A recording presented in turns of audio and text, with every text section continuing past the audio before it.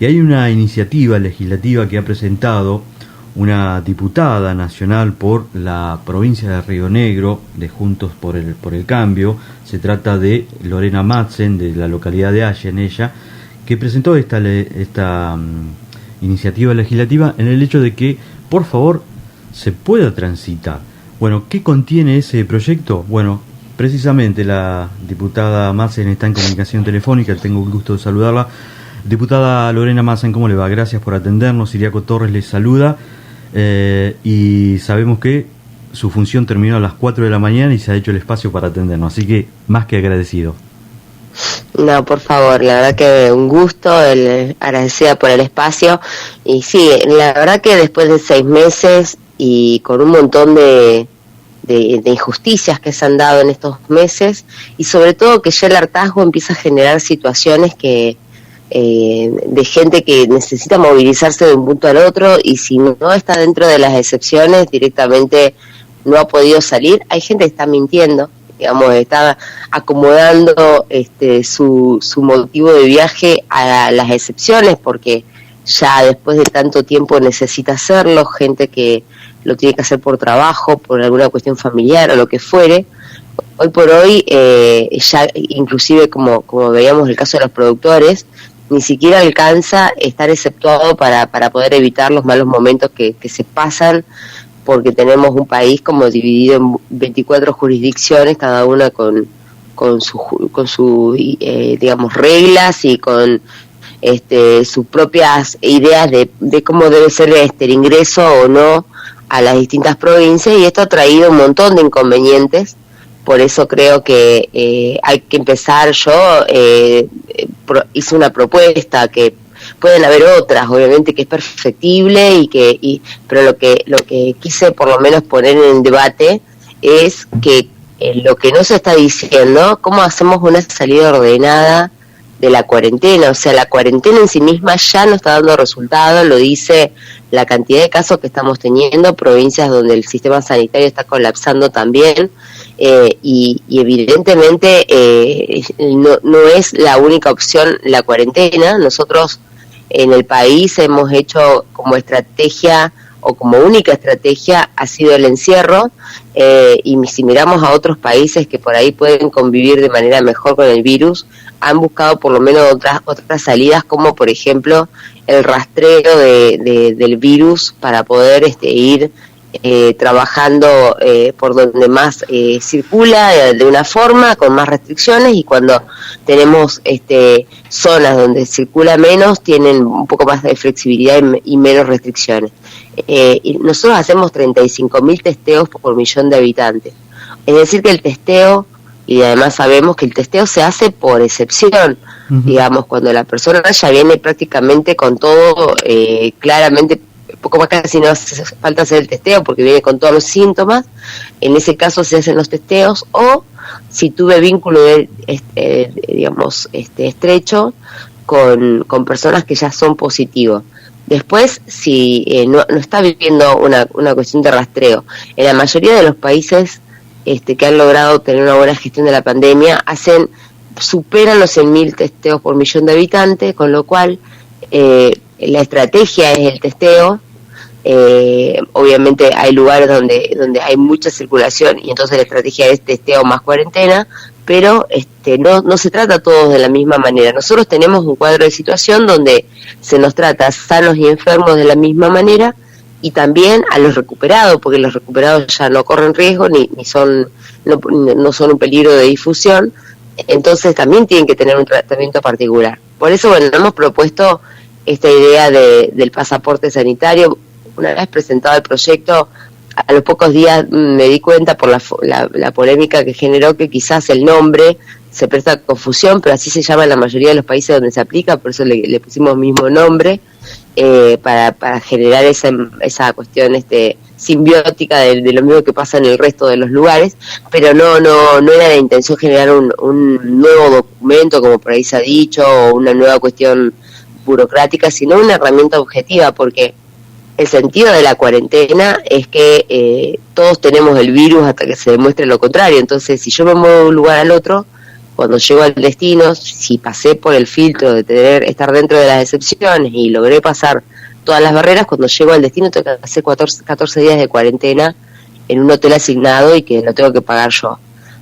¿Para qué esa cuarentena de 14 días en el destino? Para ver si en esos 14 días tengo los síntomas, y de esa manera, pasado ese tiempo y no tengo los síntomas, demuestro que no tengo el virus. Entonces, por eso buscamos esta herramienta que de manera objetiva nos dice que no tengo el virus, por lo tanto no tengo que hacer esa cuarentena. Uh-huh. Digamos, es una herramienta objetiva. Hemos trabajado el proyecto con médicos sanitaristas, epidemiólogos y bioquímicos, y nos dieron la parte técnica, y bueno, y por eso todos los requisitos fueron puestos, digamos, por gente que es especialista en el tema, y nos han recomendado el doble testeo, un testeo 48 horas antes de salir de viaje. Hay países que lo hacen con 72 horas, con 5 días también de anticipación. Eso varía, eso se puede discutir, pero bueno, a nosotros nos recomendaron que lo recomendable, alguna solución intermedia sería 48 horas, así que un PCR, y luego en el lugar de destino nos hacemos un testeo rápido, esos que te sacan sangre de antígeno y que en 15 minutos están el resultado. Hay también noticias de nuevos testeos que se están fabricando en el país, con lo cual también podría ser también modificada esa parte, pero lo cierto es que ese doble testeo es para garantizar, porque han habido casos de falsos positivos y falsos negativos. Entonces, bueno, con el doble testeo uno se asegura un mejor porcentaje de efectividad en el resultado y que no va a ser un agente transmisor. Uh-huh. Creemos que es una herramienta, perdón, la última para redondear nada más, creemos que es una herramienta que no solamente nos permite, digamos, poder circular diciendo que no vamos a desparramar el virus, pero también nos permite volver a tener privacidad, porque hoy tenemos que explicar y contar qué vamos a ir a hacer. Estamos rastreados y monitoreados por la aplicación Cuidar, que también ha sido muy cuestionada, sí. Porque estamos geolocalizadamente, digamos, controlados. Yo con un resultado negativo no tengo que explicar por qué me muevo, puedo moverme porque quiero, porque tengo una urgencia, porque tengo un hijo estudiando, porque tengo un familia, por lo que sea, porque yo mientras acredite que no tengo el virus, no necesito dar más explicaciones que esa, ¿no? Exactamente. Diputada, ¿en qué países esta herramienta ya se está aplicando y que, como usted dice, ya tiene sus buenos resultados, ¿no?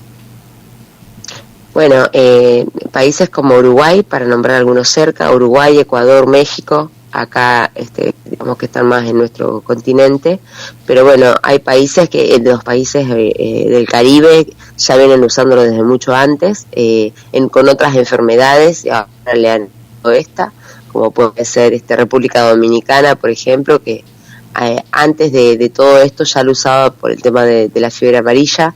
Se ha aplicado, decía, para otras enfermedades. Bueno, en Chile tiene una declaración jurada, nada más es sin testeo, pero bueno, tiene un elemento para poder movilizarse por el país.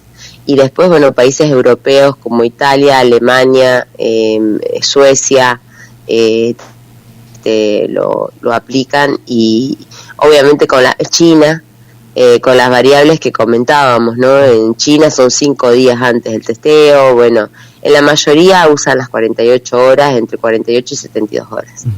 Ayer yo desde este programa hice referencia a que, bueno, íbamos a tratar de hablar con usted en la mañana de hoy sobre este proyecto, y esto requiere un rápido tratamiento en lo legislativo para que, bueno, el gobierno después firme y esto pueda, como herramienta, los argentinos lo podamos tener.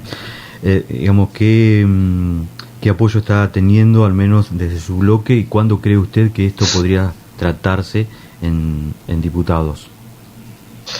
Sí, bueno, lo que está pasando desde que nosotros presentamos el proyecto la pasada, ahora vamos a seguramente está cumpliendo los primeros pasos administrativos y digamos va a ser dirigidos a las comisiones, distintas comisiones.